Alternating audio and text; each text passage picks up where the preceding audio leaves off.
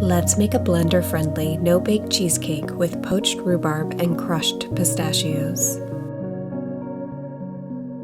Place 135 grams of graham crackers in a blender. Add a third of a cup of brown sugar and half a teaspoon of salt. Blitz to a very fine crumb. Stream in half a cup of melted butter. Press the crust into a spring-form pan. Pour a cup of cream into a bowl. Whip to stiff peaks. Place 3 blocks of cream cheese in a blender. Add half a cup of sugar, a quarter cup of sour cream, and sift in 2 tablespoons of powdered sugar. Add vanilla and stream in the juice of 1 lemon. Transfer the mixture to a bowl and fold in the cream. Pour into the pan, smooth the top, chill overnight. The next day, chop rhubarb into batons. Pour a cup of water into a skillet and add 2/3 of a cup of sugar and a dollop of vanilla bean paste. Bring to a simmer, add the rhubarb and turn off the heat and let stand until room temperature. Top the cheesecake with the rhubarb and crushed pistachios.